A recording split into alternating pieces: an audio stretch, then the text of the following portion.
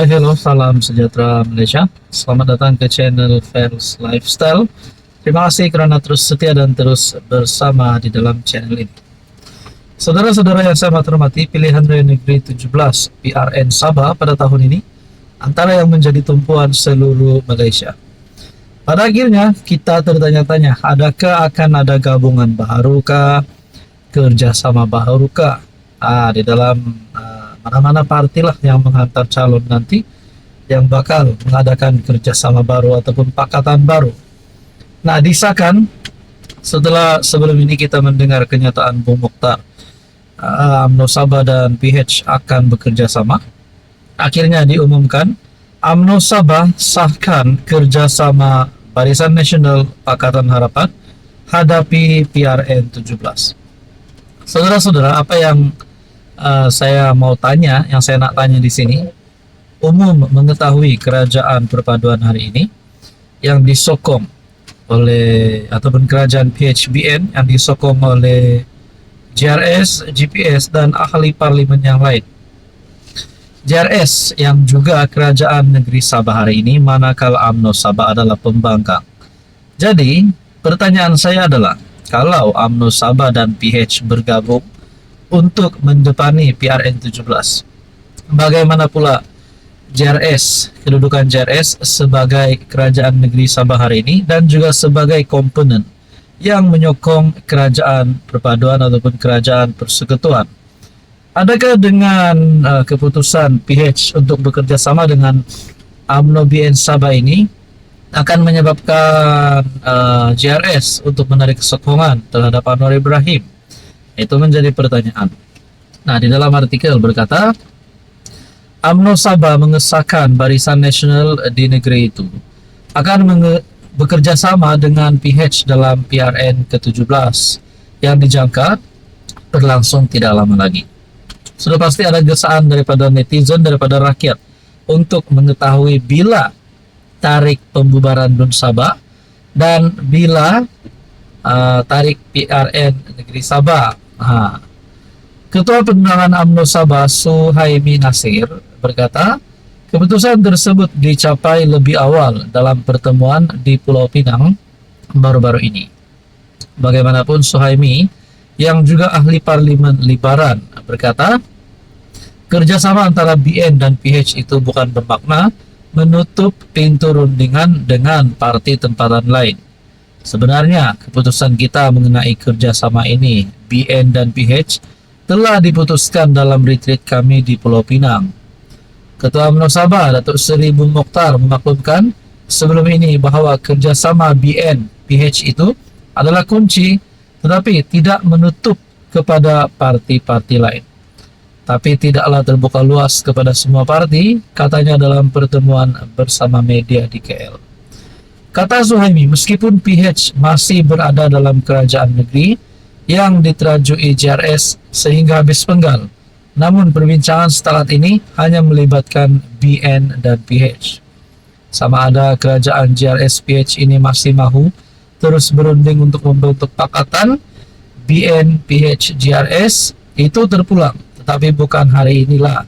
Hari ini kita memang BN PH sahaja.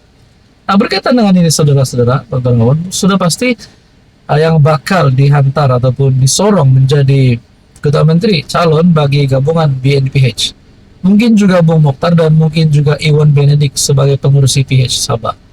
Jadi saudara-saudara, Anda rasa siapa yang layak dan apa komen Anda?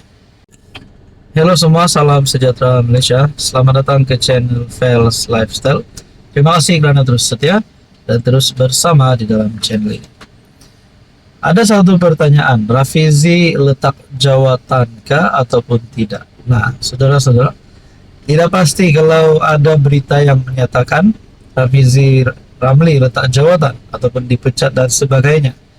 Tapi dalam satu perkongsian dikatakan, Menteri Rafizi cuma bercuti, bukan letak jawatan. Nah, kalau jawab Rafizi letak jawatan, mungkin relevan lah kalau Rafizi ini tidak bekerja kah, Rafizi ini tidak melakukan tugas dengan baik kah, sudah pasti layak untuk ditendang.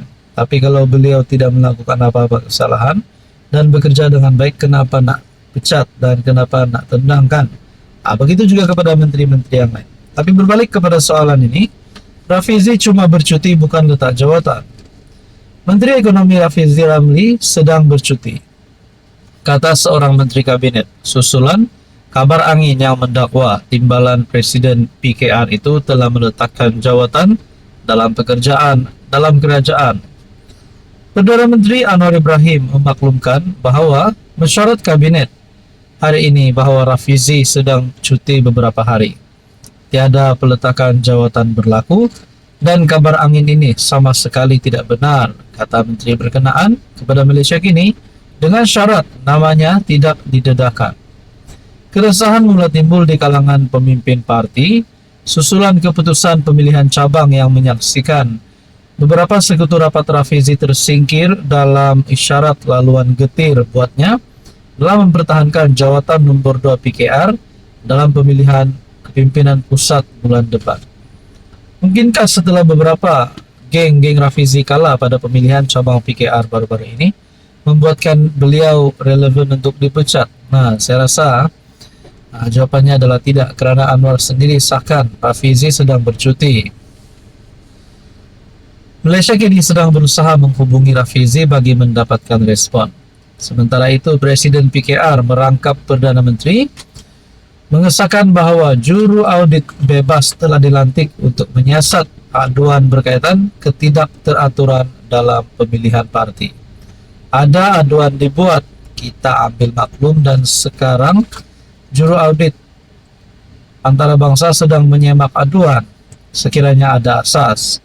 Pengerusi jawatan kuasa pemilihan PKR Dr. Zaliha Mustafa pula berkata, pengundian semula akan diadakan pada 1 Mei bagi 4 cabang Jempol, Selayang, Silam dan Sempurna.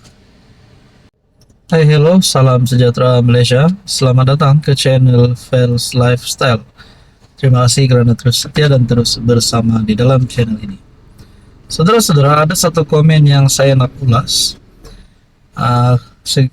Sekiranya kita imbas kembali pada pilihan raya umum ke-15, setelah tiada mana-mana gabungan yang dapat mencukupi majoriti untuk membentuk kerajaan, di mana gabungan paling banyak menang kerusi ahli parlimen adalah Pakatan Harapan. Akhirnya atas nasihat yang di Pertuan Agong, akhirnya terbentuklah kerajaan PHBN. Nah, saudara-saudara, berkaitan dengan apa yang sudah berlaku, dengan komen yang saya terima baru-baru ini daripada viewers ataupun subscriber dalam channel ini yang berkata, sepatutnya Parti Melayu PN menerima tawaran yang di Pertuan Agong agar orang-orang Melayu dapat bersatu kembali dengan memang majoriti memerintah di negara ini supaya perpecahan tidak berlaku di kemudian hari. Sebagaimana kejatuhan kerajaan Melayu Melaka di zaman dahulu, tetapi kerana sikap ego pemimpin parti dengan bendera-benderanya masing-masing, maka inilah bermula punca-punca kehancuran umat Melayu. Maka fikir-fikirlah menurut komen ini. Saya berfikirlah kalau kerajaan hari ini dibentuk oleh parti-parti Melayu, kita dapat lihat mungkin PAS, Bersatu, mungkin juga UMNO. Tapi sekiranya kita fikir kembali pada pilihan raya umum ke-15 atas nasihat yang di Pertuan Agong, akhirnya kerajaan PHBN ditubuhkan, kerajaan perpaduan. Jadi kalau PAS dan Bersatu nak sangat jadi kerajaan ataupun mereka mahu jadi kerajaan, adakah mereka sanggup untuk menyokong Anwar Ibrahim masuk Pakatan Harapan sekiranya DAP keluar daripada PH? Nah, mungkinkah akan ada kerajaan pada masa akan datang? Mungkin PKR, UMNO, Bersatu dan PAS, 4 parti ini, adakah boleh membentuk sebuah kerajaan? Saya pun tidak tahulah, belum ada kabar angin tentang perkara ini. Tapi mungkin kalau kita hanya nak mempersoalkan, nak buat cerita, nak tanya ataupun cadangan, lebih kepada cadangan, Mungkin boleh juga parti PKR, AMNO, PAS dan Bersatu membentuk kerajaan. Nah, mungkin perkara itu tidak mustahil untuk berlaku. Tapi untuk masa terdekat ini, saya dapat lihat mungkin belum dapat lagi karena hubungan di antara AMNO dan PAS tidaklah terlalu baik. Hubungan di antara PAS dan kerajaan hari ini, kerajaan perpaduan, tidaklah terlalu baik. Jadi saudara-saudara berkaitan dengan ini apa komen Anda?